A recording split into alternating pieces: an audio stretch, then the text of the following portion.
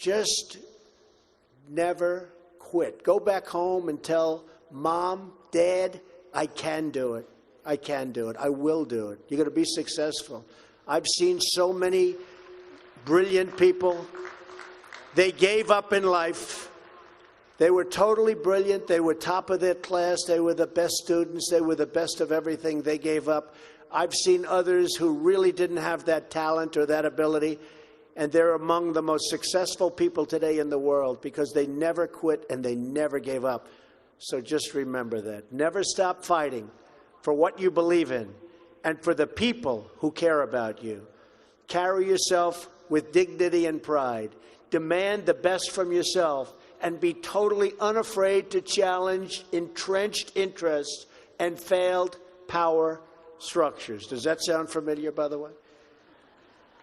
The more people tell you it's not possible, that it can't be done, the more you should be absolutely determined to prove them wrong. Treat the word impossible as nothing more than motivation. Relish the opportunity to be an outsider. Embrace that label. Being an outsider is fine. Embrace the label. Because it's the outsiders who change the world and who make a real and lasting difference. The more that a broken system tells you that you're wrong, the more certain you should be that you must keep pushing ahead. You must keep pushing forward. And always have the courage to be yourself. Most importantly, you have to do what you love. You have to do what you love. I've seen so many people, they're forced through lots of reasons, sometimes including family, to go down a path that they don't want to go down, to go down a path that leads them to something that they don't love, that they don't enjoy. You have to do what you love, or you most likely won't be very successful at it. So do what you love. I want to recognize a friend who is here with us today who can serve as an inspiration to us all. Someone who doesn't know the meaning of the word quit. Real champion. A true champion. Both on the field, off the field. He's a Hall of Fame quarterback for the Buffalo Bills. Really a good friend of mine, an amazing guy. Jim Kelly. Where's Jim? He's here someplace. Where's Jim? Stand up, Jim. What a great man. Jim Kelly. He was tough.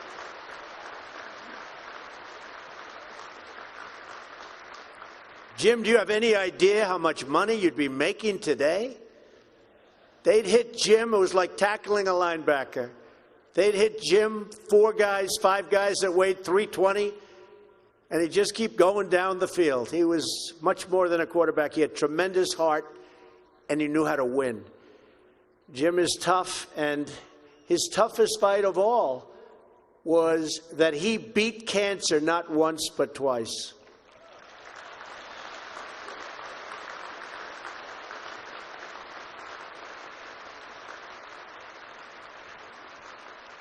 And I saw him and his incredible wife as they were in a very low moment. Jill, very, very low moment. And it was amazing the way they fought. It didn't look good. I would have said, maybe it's not going to happen. But there was always that hope because of Jim and Jim's heart. But I want to just say it's great to have you here today, Jim. And these people are big, big fans. And if you could get a young version of Jim Kelly, you'll be beating a lot of teams, Jerry. So, interestingly, though, I said, I wonder what Jim's doing here. His daughter, Erin, crosses the goal line to you and today with you. So, Erin, stand up. Where are you, Erin? Where is Erin? Congratulations, Erin. Congratulations. Graduating from Liberty. Great choice. Thank you. Liberty University is a place where they really have true champions. And you have a simple creed that you live by, to be really champions for Christ. Whether you're called to be a missionary overseas, to shepherd a church, or to be a leader in your community, you are living witness of the gospel message of faith, hope, and love. And I must tell you, I am so proud as your president to have helped you along over the past short period of time. I said I was going to do it, and Jerry, I did it. And a lot of people are very happy with what's taken place, especially last week. We did some very important signings. Right, James? Very important signings. America is better when people put their faith into action. As long as I am your president, no one is ever going to stop you from practicing your faith or from preaching what's in your heart.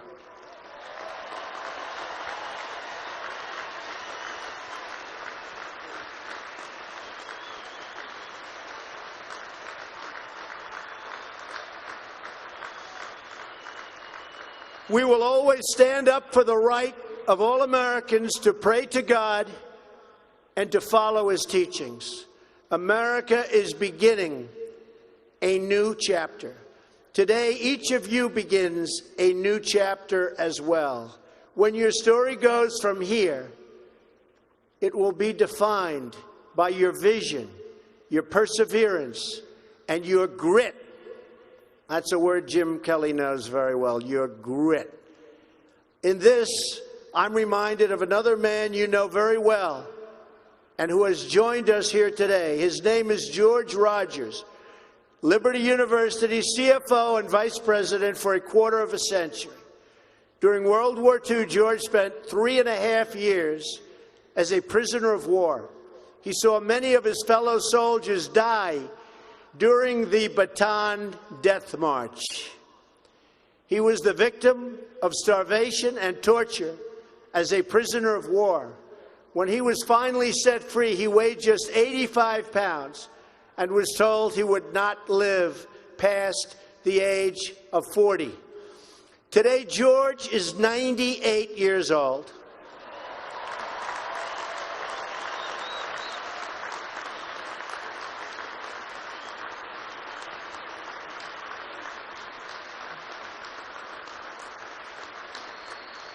Great.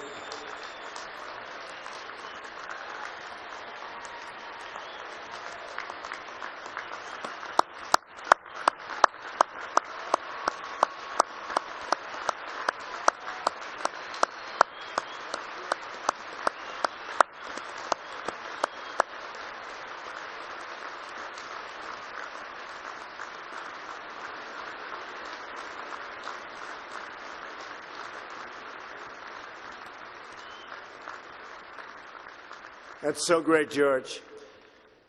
If anyone ever had reason to quit, to give in to the bitterness and anger that we all face at some point, to lose hope in God's vision for his life, it was indeed George Rogers. But that's not what he did. He stood up for his country. He stood up for his community. He stood up for his family, and he defended civilization against a tide of barbarity, the kind of barbarity we're seeing today and we've been witnessing over the last number of years. And I just want to tell you, as your president, we are doing very, very well in countering it. So you just hang in there. Things are going along very, very well. You'll be hearing a lot about it next week from our generals. Things are going along very, very well. Through it all, he kept his faith in God, even in the darkest depths of despair. Like so many others of his generation, George came home to a nation full of optimism and pride and began to live out the American dream. He started a family.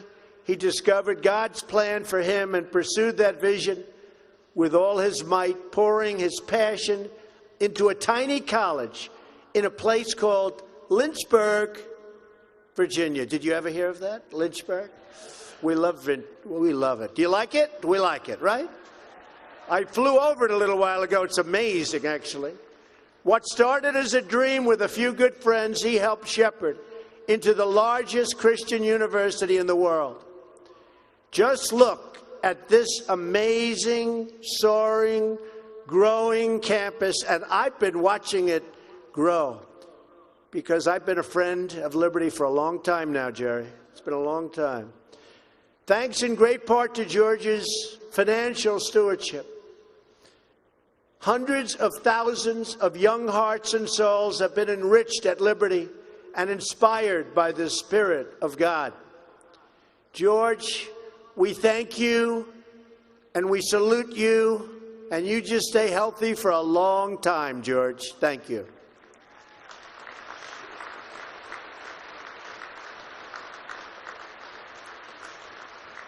Now it falls on the shoulders of each of you here today to protect the freedom that patriots like George earned with their incredible sacrifice.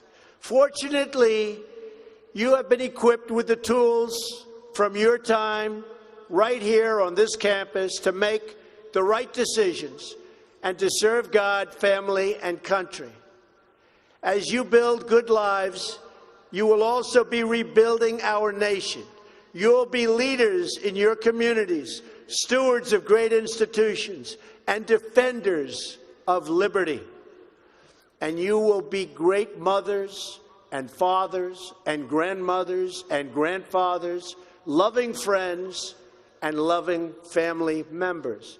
You will build a future where we have the courage to chase our dreams no matter what the cynics and the doubters have to say. You will have the confidence to speak the hopes in your hearts and to express the love that stirs your souls. And you will have the faith to replace a broken establishment with a government that serves and protects the people.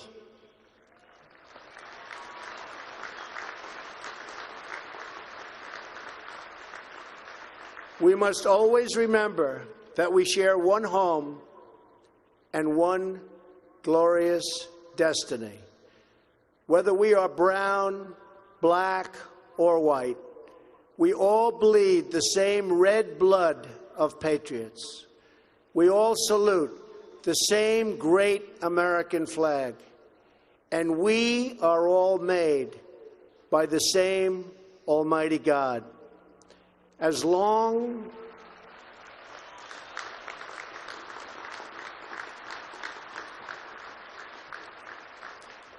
as you remember what you have learned here at Liberty, as long as you have pride in your beliefs, courage in your convictions, and faith in your God, then you will not fail.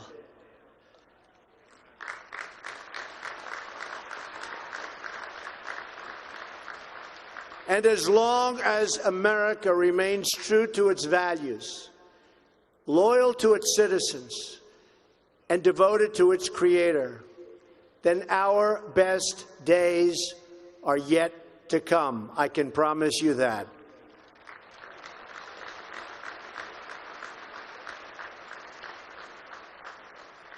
This has been an exceptional morning. It's been a great honor for me, and I want to thank you, the students. I also want to thank you, the family, for getting them there. And I want to thank and congratulate Liberty.